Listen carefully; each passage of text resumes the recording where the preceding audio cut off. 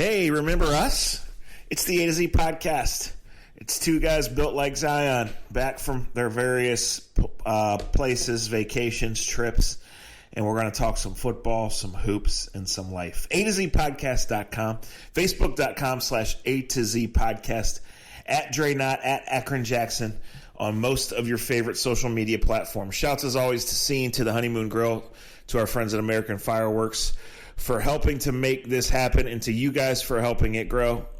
This is our first podcast in about 2 weeks. Dre, I don't even know where you went. Where were you? I was in Jamaica. So let me get straight. Did you just start off saying two people that don't like Zion? Built like Zion, I said. Oh, I was like, okay, I was about to say that. Built, okay, yeah. All right, I just want to make sure that I was like, come on, you can't start the podcast with a lie. Have we even talked this year? This isn't the first one this year, is it? Yeah, so we did. So Sunday, the date will be like the 25th, and that'll be 2 weeks since they hired Stefanski. Okay.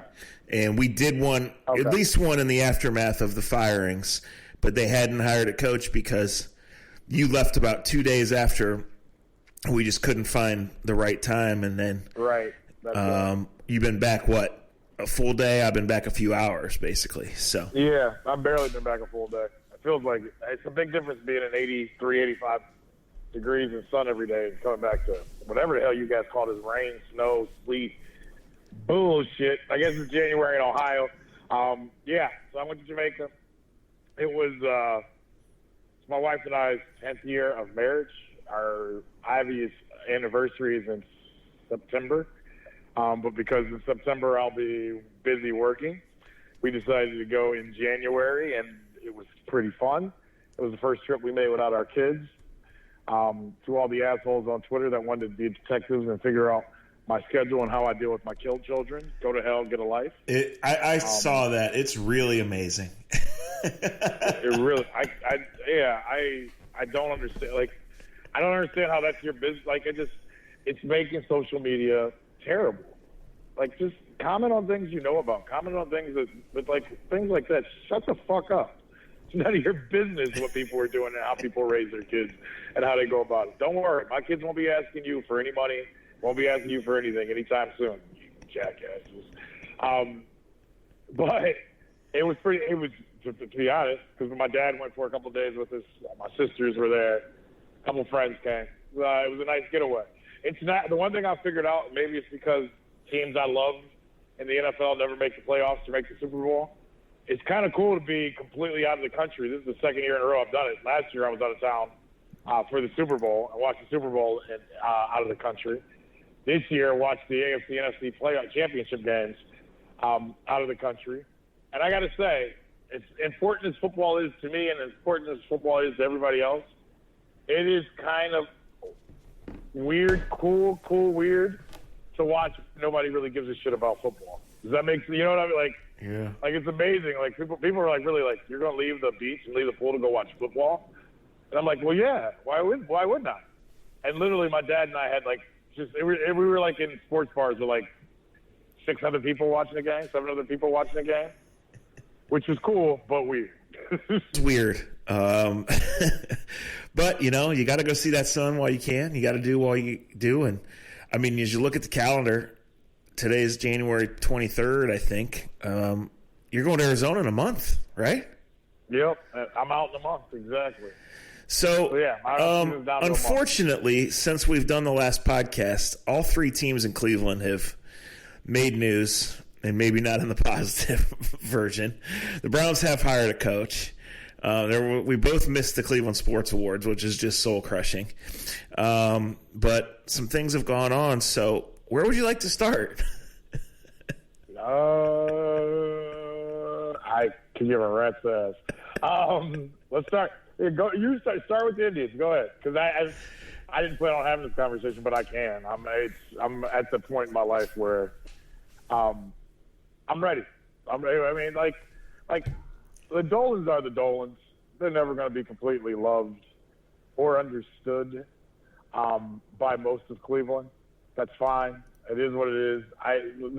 The weight of my words won't carry very much because a lot of people have their mind made up on what they think I feel and think of the Dolan family. I guess that's partially true, but not all the way. I'm not paid by them. I know them pretty well. I know them away from being just owners. They're great people. Are they made to be owners of a baseball of a sports franchise in 2020? The way 2020 works, I think that's debatable, and I think it's a conversation that could be had. Any of these families that get teams, I think a lot of these people that got teams 30, 40 years ago, it's much different in what's expected of you and what's expected of you to say. That's fair. I don't like the financial situation with the Indians is perplexing to anyone and everyone involved. I don't know what's in their books and what's not in their books. As I just said, it's perplexing. Do I wish that they would spend the same amount of money that they spent 3 years ago, 4 years ago, 2 years ago? Absolutely. I would love for them to do that with their managers, with their players. I'm sure they all would.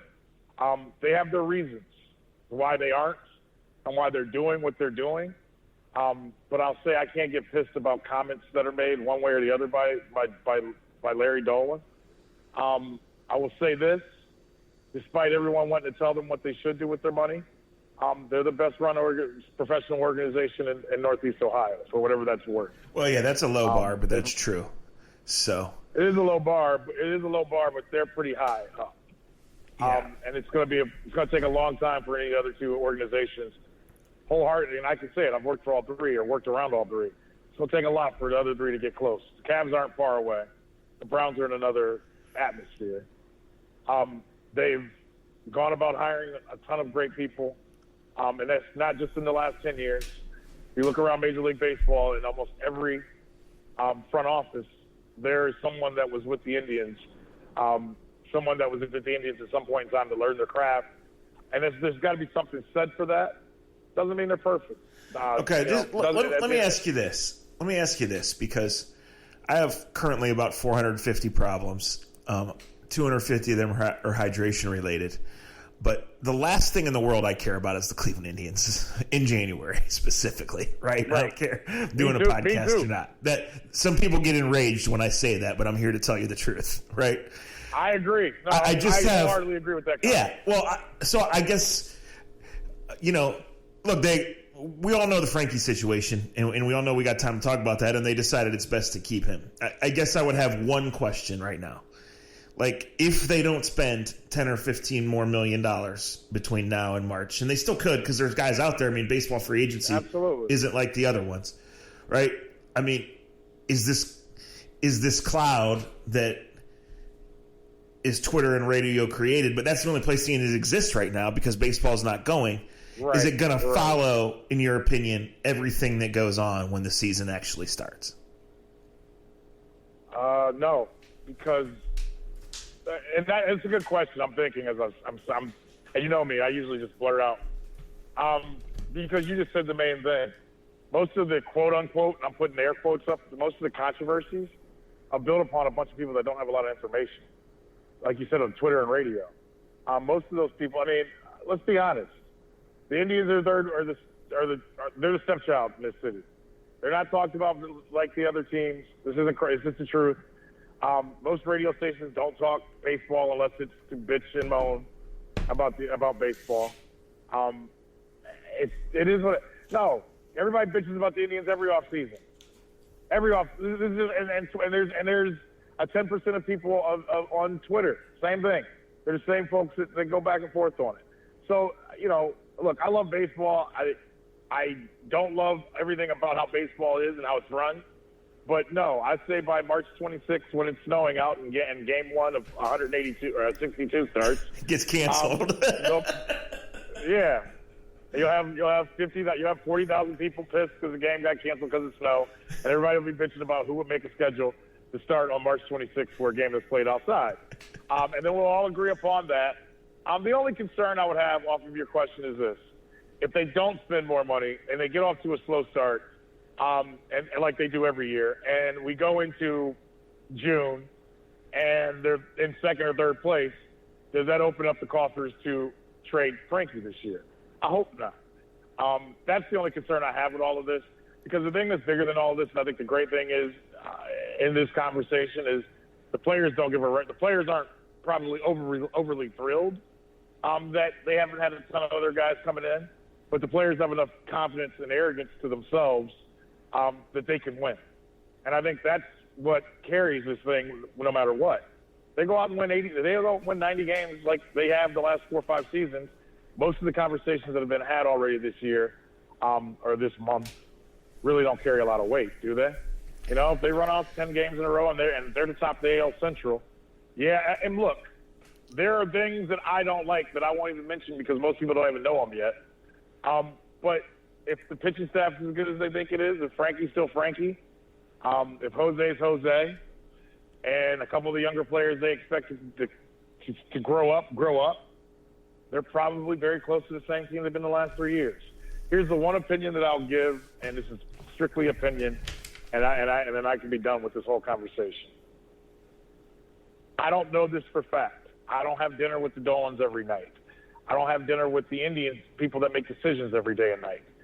But being around them and knowing a lot of people in the organization, in my opinion, I think the Dolans did what they said they would always do when they said they were going to be better. They said they would go out and spend money when the team was ready to contend. The team was just contended. They spent money, and their attendance numbers never went up. They still were cast by the 10% that want to bitch and moan, as bad people, as cheap, as all those other things that people want to throw out there. I don't know about you, Zach. I don't know about the average person listening. But after hearing that shit for so long and not having people show up when they went out and did their part, and this goes twofold. I ain't going to tell a billionaire how to spend their money, and I ain't going to tell a guy that makes $40,000 a year how to spend their money. We all have the right to spend our money however the heck we please, and nobody should be punching you in the chest or pointing at you at the chest about how you should spend your money. But I will say that they were a man of their words when they had a chance. They went out and got Edwin. They went out and got Andrew Miller. They did a lot of shit that was out of character for them. And I know that some in the organization will never get over the fact that attendance numbers never changed. Now, if you want to be mad about that, you want to take that personal, that I just think is the standing of where the Indians are right now. And their frustration is that they said they would go out and spend money when the opportunity arose that they should. They did. Nobody showed up. And now they've lost, they lost an owner, a part owner that was putting millions of dollars in. So what you're telling me is and that leads you to where we're at. Yeah, so from where I sit, this is just going to be absolutely miserable following from the outside and listening to the same bitching over and over. Right, for sure. Yeah. I mean, you think awesome. I like I told somebody the other day, you guys can bitch and moan all you want. Our job, I have a job. We got to, there's 3 or 4 or 5 of us that have a job we got to talk. This is our job. We got to talk about the team. And nobody's going to give a shit. When you go into Detroit or Chicago or Toronto or wherever else, nobody gives a shit about what your owner is willing to give and not give. The players don't care. When the game starts, nobody gives a shit how much money anybody's making. So let's hope they continue to make the right decisions, and they got players that can compete. If they do that, then the people that bitch will find something else to bitch about, and then they'll bitch about uniforms or hats or Chief Wahoo or people that bitch. It's funny. I'll put it this way. When we just went to Jamaica, the resort we were on, between my dad and sister and our buddies, everybody goes to, not Craigslist, but you go to all the, you read all the comments about wherever you're going, whether it's a restaurant, right. Whether it's a resort. And the one conclusion I've come to out of my years of going to those and reading those, some people just like to bitch. You get the best meal in the world, and somebody will bitch about the forks or bitch about the cups that the water came in. And some people will go to those reports, and they're just happy to be happy. It's the world that we live in. So I'm not bent one way or the other. I hope the Indians win 90 games. It won't quiet everyone down, but it'll make my job easier, and it'll make a lot of people say, hey, look, we both have older generational people in our family that love baseball no matter what, and baseball gets them through the summer, right? Yeah. Those are people I hope that can enjoy it. There's kids all around Northeast Ohio that can't wait, for baseball. And the people that bitch, they'll come to their 10 games and they'll watch all 150 of them or so on TV, and that'll be good for ratings and good for me. So, konnichiwa, we appreciate you. We move on. Yeah, so it's January 23rd. The Browns don't have a GM. They have hired a coach. Let's start there. It's hard to get excited one way or the other about the coach, right? And I think just because of how this has gone, and we know, as we've been saying for years, it's cultural. It starts at the top. Since this podcast is apparently going to talk into ownership. Right. I think people got excited about Josh McDaniels because he's the most recognizable name in the group. He had the strongest resume of the group, not even close. He was not a fit here. And that's probably because ownership has let Paul DePodesta take charge here. There was a lot of angry fallout from the Josh McDaniels getting it. A lot of stuff you heard that pretty much quite obviously came either directly from or indirectly from McDaniels' camp and people that knew him. And to an extent, I understand that because he had to be thinking, why even interview me if you knew you were going with this guy? Why go through the dance, right? So 2 weeks after the hiring, and Stefanski's team was playing in the playoffs, so they had to wait on that, and they were fine waiting on that. I mean, let's be honest, they've known since Thanksgiving they were firing Freddie Kitchens. They don't have a general manager. 3 have interviewed. George Payton is the latest to drop out. We don't have a status update on the other 2. And, I thought I had official? pretty good information. I'm not being a smart ass. Is the Payton thing official? Yes. As we started this podcast. Yes. Okay. Yeah. Okay. So that's funny to me. Yeah, so I thought I had pretty good information that it was Andrew Berry's job to turn down. That still may be good information. Maybe he didn't want it. I don't know. He interviewed over a week ago now as we sit here and record this. And then another guy interviewed twice and didn't take it. So maybe Andrew Berry will come back and he'll be the GM in 2 days. I don't believe that he was in Mobile. So I don't know. But I did talk to people in Mobile who knew George Payton directly and indirectly. 2 of them specifically were surprised that he went as far down the road as he did. They said he's a well-respected guy who has wanted to be a GM and has had opportunities but turned down pursuing them further because he didn't feel like it was right because he feels like he has a good job and a good organization. Now, the flip side of that, and this is kind of what we can say for Stefanski too at this point, is that they said if he does come, it's because he finally trusts that they're doing right. But guys, this is the thing with the Haslams at this point. If they're firing everybody every 2 years and you are an established, respected person in this game and you've made your money and you have your resume and your reputation, why would you uproot everything to come here thinking you're on a 2-year timeline or a 1-year timeline, thinking that you're actually going to have the power, the patience, the support, the people behind you to do this? Because it's not going to be easy. It's not easy. That's been proven. Things are going to go wrong. It's not going to be a straight line. I could keep spitting out cliches. The Cleveland Browns are going to be the Cleveland Browns. And eventually someone's going to have to change it. And maybe this shift to where DePodesta takes power and you get the right alignment and you do this, and maybe this will be the one, right? Because there is some talent here.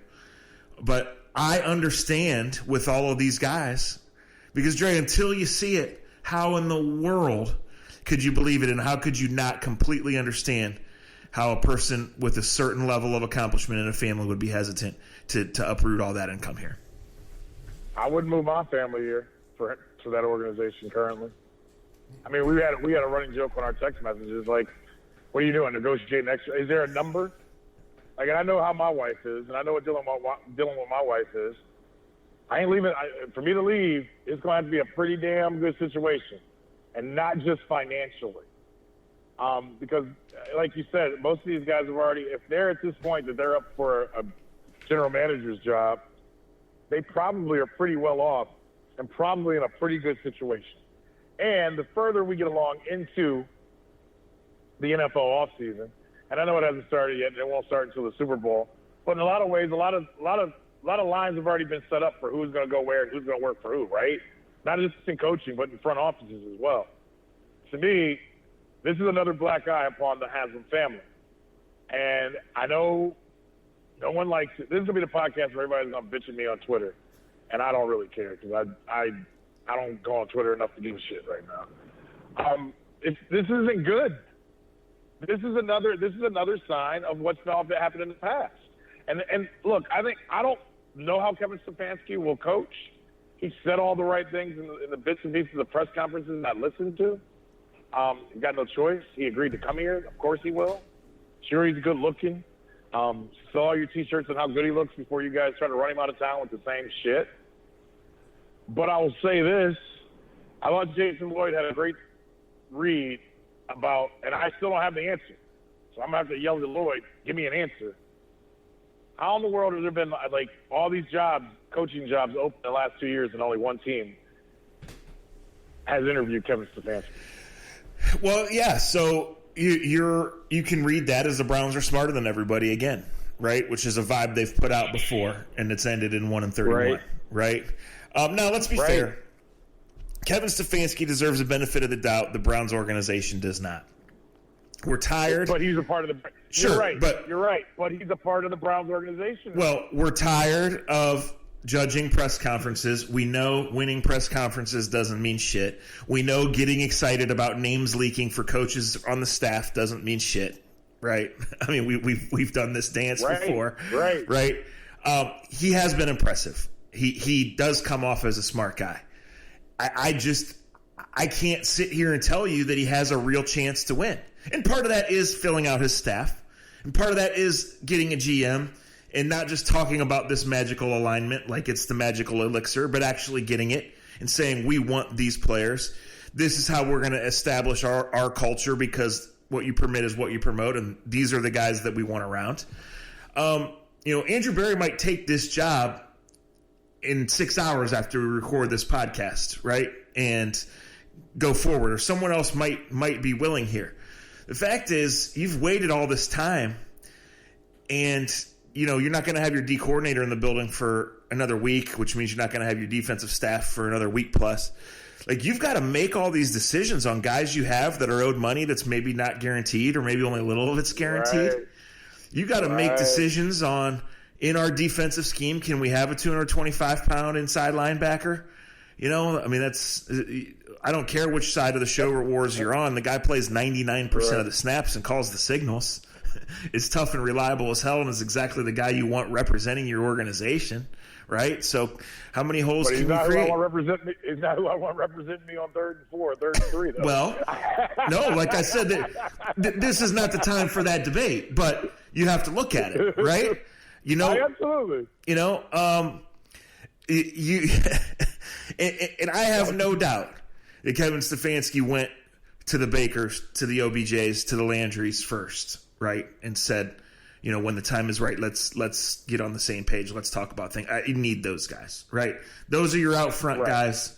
Those can be your problem children, but your best players have to play. We've said this about Eric Mangini for a decade, right? He was so concerned with coaching the bottom of the roster and was not cut out to coach the top of the roster, right? No. It's just what it was. So, the quarterback's entering like a crucial year. About him, here's what someone told me in Mobile as we kind of talked to Kevin Stefanski and this whole overall thing. Because everybody's kind of like, well, good for him. He's got a good reputation. Does he have any chance? I don't know. When you look from a Cleveland perspective at Baker's rookie year, it was phenomenal. And I know he tied the rookie record for touchdowns. So if you take a step back from that and say, okay, well, he beat up some bad teams and, he was just a rookie. They didn't make the playoffs. Like, it was good. It was not phenomenal. And then if you take last year and you say, okay, it was really bad in stretches. It was okay in others. The thing was a mess. The coaching was a mess. The play calling was a mess. The team couldn't even get out of the huddle. Like, who could succeed in that? Specifically a young player who needs reps, who needs coaching, who needs to get better. When you meet in the middle, as we've been saying on A to Z for like 20 fucking years now about the Browns, right? The truth is always in the middle.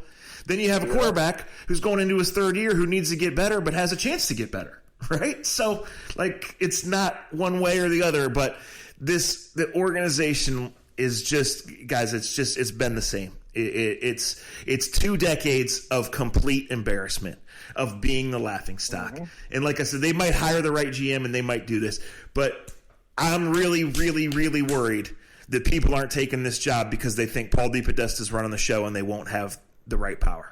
And I'm really, really, really worried that Paul DePodesta running the show will not allow them to go get the best players either in free agency or in the draft. And as we know, you got to have the best players.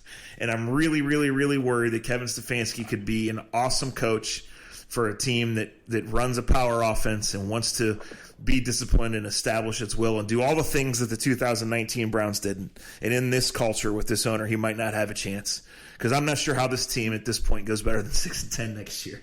So I don't know. It's kind of like the Indians discussion. What the hell else is there to say? Right. History says they're 5-11, 6-10, and they start up the next year cold. They start over again. That's not me being negative either. It's just the God honest truth. And when you bring up Stefanski, he may be, and I said this before the hiring, and I'm going to continue saying this, and I hope it gets through people's heads. I don't care if he's the most brilliant coach of all time. And he may be, he may not be. If he doesn't bring leadership in some sort, whether it be on a practice field, whether it be in the classroom, whether it be in the board meetings amongst everybody else, it won't matter. Because here's the deal. He was the leader of the Minnesota Vikings offense last year. Yes, no. I'm pretty sure that's correct. By title, yeah. By title.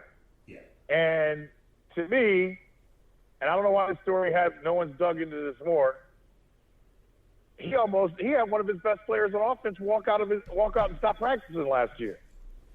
And then he started throwing him the ball. If that happens to Stephon Diggs, how in the world can he control, or how the guys he has right now? I think it's a fair question, because his offense did change, and the offense ended up working. But let's be honest, that offense worked best when their running back from Florida State has been healthy. That's been the difference for me in Minnesota, and I've watched them kind of closely the last 2 years. When they had their running back, and look, and you can mesh that up and take my words and make this work and say, well, the Browns have a running back. And you're absolutely right. But can he deal with the wrath of the other guys if they're still here? Because it didn't work out real well in Minnesota. Now, the season ended up working out. The one guy ended up popping his hamstring, so Diggs got all the balls he wanted. But how is that going to be dealt with here when it didn't get dealt with perfectly in Minnesota? Well, in a way, like, that's every team. We talked about this is 2020, right? Like, this is what these guys do. Wait a minute. Every team didn't have a player just leave practice, go home from practice. That's not everywhere. Stephon Diggs went home. Diggs went home and didn't practice for a couple of days and went to the media, basically called out his quarterback. Doesn't that sound familiar? So, yeah, it happens with guys like Hollywood Higgins. But it doesn't happen everywhere. Yes, guys bitch. But you don't have guys just not go to practice, just leave, other than here in Minnesota. That's all I'm saying. It's just like, you bring up that name, and it just, like, the truth is in the middle, right? Like, everybody that ever told me Hollywood Higgins was great, like, I want you to go away. Yet, Hollywood Higgins did know how to get open and catch the ball at bare minimum, right? And then, they couldn't get him in. Or, although I guess, like, he refused to go in a game, so how do you play a guy, like, after that? Right. But I would hear people stand up for him still. It's like the dude got told to go in the game, and he didn't go in, and you guys are pissed. Like you can't do that. That's disrespecting the coach. And that's why I go back to Stefanski. And look, I'm not calling him out for the Diggs. I am, but I'm not. Because you're right. This is the league. But my point is, Stephon Diggs just didn't show up one day and say, you know what, fuck it, I'm going home. They let that situation get out of hand in Minnesota. And if you couldn't handle that in Minnesota, how are you going to deal with, we know the names, we know the people. If you couldn't, not because like, and in football, and guys that played and guys that cover, you guys know this. Look, the head coach, we put a lot of pressure upon the head coach, and everything is his fault. But usually the position coach, the coordinator, he's got a pretty good idea who's pissed off and not happy, right? You know what I mean? Like they usually have a pretty good idea before even the head coach. All I'm saying is that I'm not putting this all on Stefanski. I don't know all about the situation. I just know from the outside looking in, a guy taking over a team with guys like Odell and guys like Landry and guys like Baker and Kareem Hunt, whatever his situation may be, and we'll touch on that. Bringing in a guy to lead you who just went through some situations where it didn't go real well in leading and try to keep everybody happy. Well, yeah, so, this is all projecting. One way to look at the Browns is to say if he can command the room, and if he can just run an efficient offense, nothing special, right?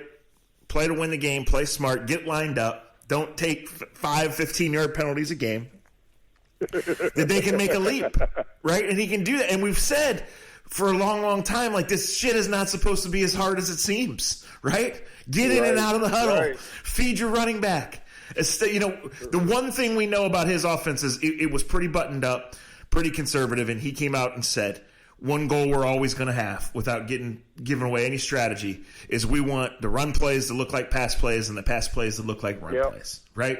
And I love that. And that's awesome. And when you look at the personnel that this team already has, if you can figure out, the tackle spot and the tight end spot, then all of a sudden that could be a real good offense. I mean, let's be honest. Kirk Cousins got $80 million for just being, smart and not special. If Baker fixes a couple things, he could be as good as Kirk Cousins. You could be down on Baker and say he could be as good as Kirk Cousins, right? Right. Like, I agree. But getting to that point, I mean, all right. Here's the question: is Kirk Cousins a top 10 quarterback? I don't think anyone would say that. No. Neither would I. But I think it's a good place for Baker Mayfield to shoot for right now. Sure. Well, that's the thing. Well, that's part of this top 10, this top 8, this top 6 quarterback. Like, there's one Patrick Mahomes, right? There's several other guys with levels of accomplishment over a long time, and we'll see where guys like Brady, Rivers, and Breeze are in a year, right? Because they all could be out of gas. There's no guarantee even all 3 of them are back next year, right? The fact is, it's about being that best quarterback that day. 21 interceptions is not going to get it done, right? So, yeah. So, like I said, we've come to the point where there's only so much we can say. We all knew Freddie Kitchens was getting fired. We didn't know the thing was getting totally blown up. And I can easily make the case for why why they didn't think it was going to work with Dorsey and why you make it. But I've always said, what's the plan? What's next? When do we stick with something? And here we're in the end of freaking January. The Super Bowl's in a week. And you have the head coach and you don't have the GM, right? You have the first-time head coach who may or may not call the plays. He's got like 3 staff members officially hired, and you don't have the GM when you have to make all these decisions. And so many of these decisions are based upon scheme and what kind of team you want to be. Yeah, it's not the best way to get off to a good start. No. That's all I'll say. And it's not, and that's not being negative. It's just a God honest truth, guys. In the NFL, you need to have all your ducks in a row. A lot of teams don't make decisions or base decisions off of moving people or getting rid unless they have the people they want to replace them with. And very much like the coaching search when Mike Pettin became the head coach, the GM search is going that way. And the GM, to me, is just as important, if not as important. You talked about it, and I cringed my face when you said it. It doesn't mean I disagree wholeheartedly, but I don't agree with it wholeheartedly. But you just said you got to have talent. Talent is very important. And there's no doubt you're right when you say that. John Dorsey proved that point, and then he didn't prove that point because he made talent the one and only thing that mattered to him. Yeah. And that just and that for you know what though? This team was so barren of talent that worked. They needed talent so freaking bad that worked. But all the other stuff that needed to come along with being a great GM, and we still are saying the same words. Who are they? What do they stand for? What is their identity? They don't have any of that stuff, and that's why when you just brought in a bunch of talent, it all went to hell. Hoopty hell, if you want to put it in the Freddie's terms. But I still cringe at because I still hear people on the radio and I still hear fans and I still hear random people saying to me randomly at different times, well, they're talented. They can still win 12, 13 games. And I cringe and I cringe. Well, you're laughing. And there's reports that that's what people inside Berea are telling coaches. Yeah. The most alarming thing to come out of all the coaching search things, guys. And like I said, even if you think that 50% of the McDaniels-related leaks are true, and that's probably a fairly low number, that's accurate, fair. then it's portrayed this organization as the mess that we all know it to be, right? Yeah. But if the internal thought is that they're starting with a team that's real close to being the team that can play last weekend, that can chase down the Ravens and the Steelers, then you got big problems, right? Big problem. And, why you need a GM in here and why this is such an important offseason, obviously other than the natural change that you go through every single year when you change schemes and change guys that pick the players, is that we're sitting on the cusp of extensions for your stud running back, your stud defensive end, hopefully your stud corner, and specifically your quarterback over the next 6 to 12 to 18 months, right? And trying to get a core to the next level. Like, you're hoping to only have one chance to draft a left tackle that's going to be your left tackle for 5 years, right? And, you need to get that right.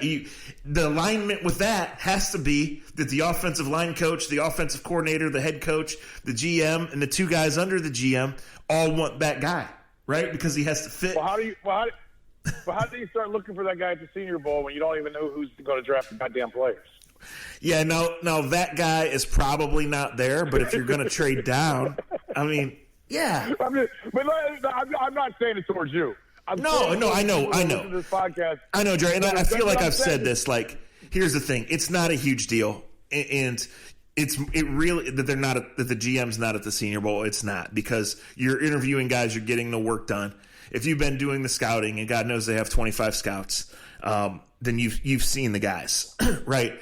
It's just that when Bill Belichick's there and Mike Tomlin and Kevin Colbert are walking the sidelines and John Lynch, whose team is playing in the fucking Super Bowl, is right on top of the full speed drill on the second day of practice in Mobile, Alabama, that tells me there's value. Guys are there for a reason. They're not there to hang out. John Lynch didn't come so everybody can tell him great season, right? He came so he can be ready for the draft so they can try to build a dynasty, right? Exactly. But you're making my point, though. That's the point. There is a reason why every other team has a general manager. There is a reason, like, learning on the fly. Okay, you're right. They got 80 million scouts. Well, whoever is the GM, if it's Andrew Berry, at least there's some some alignment with the thought process that they're going through, because somebody had to be here since then, right? But, like San Francisco is preparing this week for the biggest game of the franchise's history in the last 15 years, whatever, right? But there are a section of scouts and there are a section of people that work under John Lynch that are already going through the process of who they want to look at in March and April, who they're going to talk to when they get to the combine in February, right, and what direction they want to go in to continue drafting the type of players that they like to draft. Correct? Right. Because staying there is harder than getting there, and it's been real hard for the Browns to get there. I mean, guys. Yeah. So what's the conversations in Berea like though right now? Or like you just talked about it. Tomlin and Belichick are there. So Belichick already probably has about a list of 40 guys that he really, really wants to have his top guys look at over the next 2 months or a month and a half before they get to the combine, right? Yeah. Same with Tomlin. Tomlin's going, hey, we need whatever they may need. I'm not here. They may need a corner, whatever. What are they doing in Berea? It's nothing like that right now. Yeah. So, once again, you're behind the 8 ball, and you're doing it with and this is nothing against Kevin Stefanski. But this goes back to they have no fucking idea what they're doing. It's a joke what they've done and how much money they keep taking out of people's pockets. And you guys are believing that an 11 or 12 win team is right on the cusp. It ain't happening, Captain. We can enjoy it. We can buy the T-shirts. We can buy the tickets. They ain't that close. So because everybody else in the NFL is going 125 miles an hour towards their goal. The Browns are putting along in a Pinto going 25, hoping they don't got to replace them up for again. Dog check. Yeah, dog check that. I'm not trying to be negative. I know. Listen, Andre, I feel like positive spin people are putting out there. Like, there's so many other things that's sitting here in the last week of January we could or should be talking about, right? We've had no fun on this fucking podcast. It's been miserable. I know. Well, wait, before we try to have fun, the Kareem Hunt situation, quickly. Shout out to Will Burge, because Lord knows he breaks stories like nobody else. It's not a laughing matter. Because of Kareem Hunt's past, everything that happens upon it. And as we're doing this podcast, I'm watching a guy walk out with his son, and the guy has a dog pound sweatshirt on, a Browns beanie cap, and the kid's got a Dog Pound sweatshirt on too. God bless that kid. I don't think it's that big of a deal what happened with Kareem over the last 24 hours. But because it's Kareem Hunt and because cops are involved and because marijuana may have been in the car, it's a story. But he didn't get popped with it. I'm just going off what I've heard so far. It's not a good thing when your name's Kareem Hunt to have your name, but it seems like it's just a speeding ticket.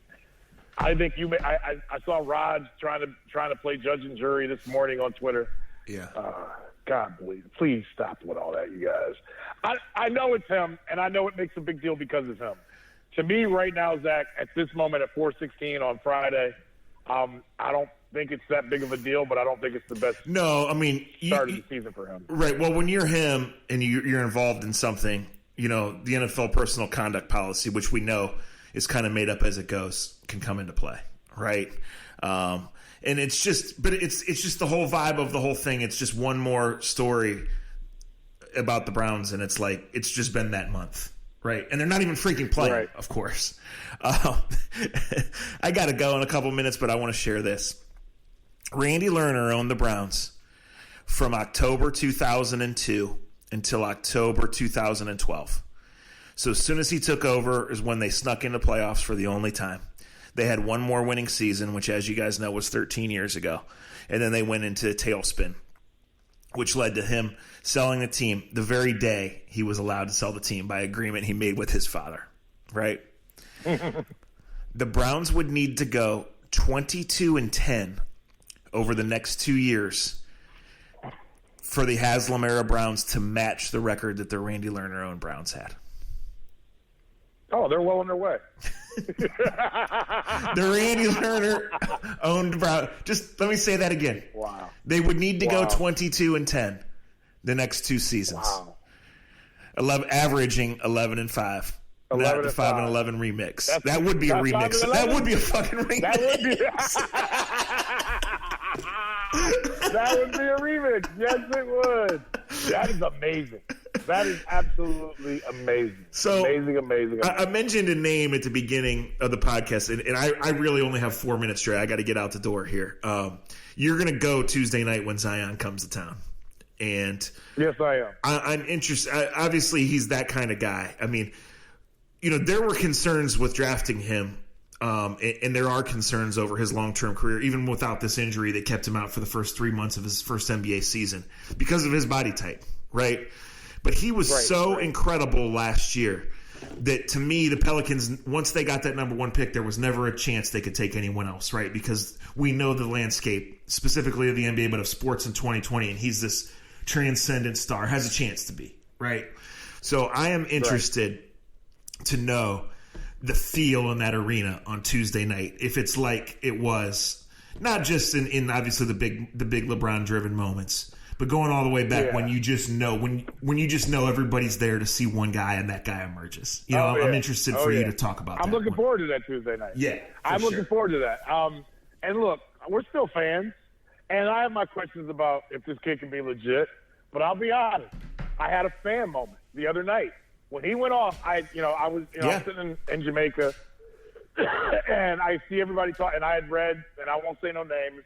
But like many other people, we had friends that were texting us, he was a bust, he ain't LeBron, he ain't this, and on and on and on. And I hadn't watched anything.